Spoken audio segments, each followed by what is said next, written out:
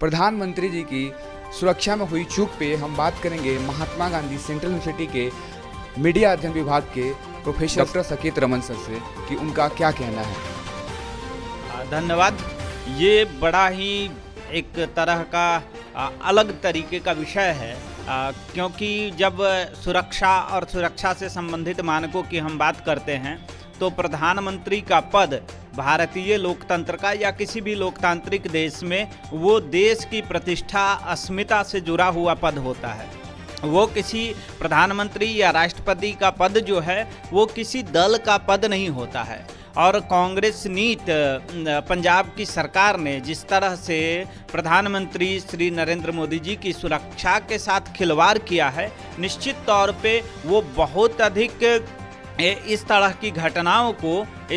जितनी भी इसकी निंदा की जाए वो कम है। जहाँ तक प्रधानमंत्री की सुरक्षा व्यवस्था का सवाल है तो हम सभी जानते हैं कि एसपीजी सुरक्षा प्रधानमंत्री को मिली हुई है और लगभग 100 से अधिक कमांडोज जो है प्रधानमंत्री के इस सुरक्षा प्रोटोकॉल का हिस्सा होते हैं। जब प्रधानमंत्री की सुरक्षा या प्रधानमंत्री और राष्ट्रपति जैसे जो हमारे संवैधानिक पद पे बैठे हुए लोग हैं, ये जब किसी राज्य में जाते हैं या देश के किसी भी कोने में जाते हैं या विदेश दौरे पे होते हैं तो एसपीजी 2 और 3 लेयर प्रोटेक्शन सिस्टम को जो है फॉलो करती है। और डीजी से डायरेक्ट किसी स्टेट के डीजी से डायरेक्ट जो भी उनके प्रोटोकॉल्स होते हैं, जो भी उनके रूट प्लान होते हैं, उसको लेकर के उस राज्य के डीजीपी और डीजी से जो है उस जोनल डीजी से बाय डिफ़ॉल्ट डिस्कशन होता है। साथ ही साथ जो राज्य का गृह मंत्रालय है उसके पास भी, गृह विभाग के पास भी उसकी पूरी सूचना होती है। और प्रधानमंत्री का जो रूट प्लान होता है वो चाहे प्रधानमंत्री किसी छोटे दौरे के लिए जाएं या किसी बड़े दौरे के लिए जाएं, किसी जनसभा को संबोधित करें या किसी संवैधानिक कार्यक्रम में जाएं, लेकिन उस रूट प्लान में 2 और 3 लेयर प्लान्स होते हैं कि अगर प्लान ए में कोई परेशानी आती है तो हम प्लान बी को इम्प्लीमेंट करेंगे, अगर प्लान बी में कोई परेशानी आती है तो हम प्लान सी को इम्प्लीमेंट करेंगे। जैसे कि अभी जो भटिंडा वाली बात थी, हमले पंजाब दौरे की प्रधानमंत्री की, जहां उनको जनसभा को संबोधित भी करना था, तो वहां पे आप देखें कि प्रधानमंत्री का प्रारंभिक प्लान जो था वो था हेलीकॉप्टर से सभा स्थल तक जाने का, लेकिन मौसम खराब था और ख़राब मौसम की वजह से उस प्लान को चेंज करना पड़ा और प्रधानमंत्री रोड सड़क मार्ग से जो है उस सभा स्थल पर जाने के लिए उनका काफिला निकला। लेकिन काफिला जब पहुंचता है और फ्लाईओवर पर काफिले का रोका जाना, वहां पे उस काफिले के सामने लोगों का विरोध प्रदर्शन, ये निश्चित तौर पे हो सकता है कि प्रधानमंत्री जाएं और कोई पंजाब, जैसे कि हम सभी जानते हैं कि पंजाब जो है एक सीमाई राज्य है भारत का और पाकिस्तानी आतंकवाद से हम सभी भली भांति परिचित हैं कि पाकिस्तान हमेशा भारत को नुकसान पहुंचाने की फिराक में रहता है। तो ऐसे समय में, ऐसे राज्य में, ऐसे जगह पे जहां एसपीजी ने सारे प्रोटोकॉल्स, एसपीजी को स्टेट गवर्नमेंट ने क्लियरेंस दी उस रूट का,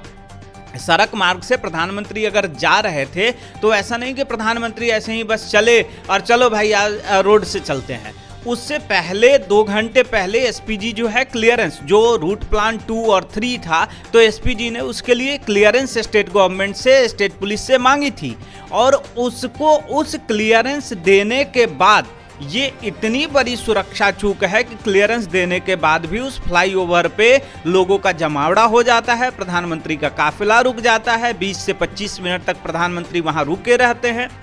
और फिर उनको वापस आना पड़ता है एयरपोर्ट। तो ये जो चीज़ें हैं, इस तरह की जो मतलब षड्यंत्रकारी गतिविधियां हैं, इससे किसी भी राज्य को, अगर आप किसी व्यक्ति को पसंद कर सकते हैं, ना पसंद कर सकते हैं, आपका कोई विरोधी दल है वो सभा करने जा रहा है तो आप भी दूसरी सभा करके उसका विरोध कीजिए, लेकिन प्रधानमंत्री जैसे गरिमामय पद के साथ, उसकी सुरक्षा के साथ इस तरह का खिलवाड़ एक तरह से भारत की राष्ट्रीय सुरक्षा का मुद्दा है। और मेरी तो राय है कि पंजाब सरकार को, केंद्र सरकार को तुरंत बर्खास्त करना चाहिए और वहां के डीजीपी को सस्पेंड करके कारण बताओ पूछना चाहिए कि इस तरह की इतनी बड़ी सुरक्षा चूक कोई कैसे कर सकता है।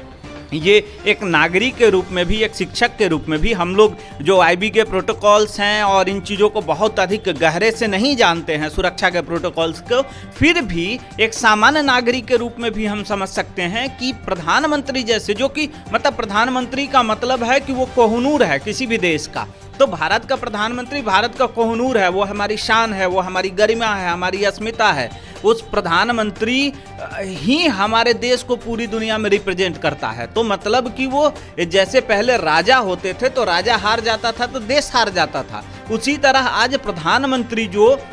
उसी का एक तरीके का लोकतांत्रिक रिप्रेजेंटेशन है उस पद के माध्यम से। तो अगर प्रधानमंत्री की गरिमा के साथ इस तरह होता है, प्रधानमंत्री की सुरक्षा के साथ इस तरह होता है, तो निश्चित तौर पे उस राज्य सरकार, वो मुख्यमंत्री, वहाँ का डीजीपी किसी तरह से कार्य करने लायक नहीं है। उसको त्वरित आधार पर बर्खास्त किया जाना चाहिए और मेरी तो सलाह ये है कि उसके खिलाफ देशद्रोह का मुकदमा चला करके, एनएसए लगा करके उसको अंदर करना चाहिए वैसे सीएम को, जो इस तरह की, ठीक है आप विरोध कीजिए ना, आप विरोध कीजिए प्रधानमंत्री का,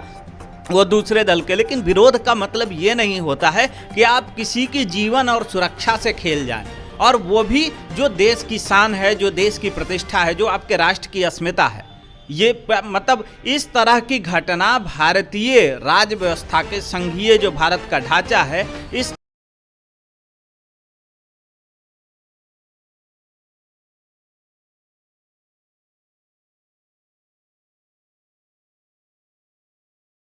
तरह की घटना ये पहली घटना होगी भारत की जिसमें कि इतनी निकृष्ट मानसिकता पंजाब राज्य सरकार द्वारा दिखाई गई है। और इतनी निकृष्ट मानसिकता का व्यक्ति अगर किसी राज्य का मुख्यमंत्री होता है तो निश्चित तौर पे उस राज्य के लोकतंत्र को भी इससे खतरा है,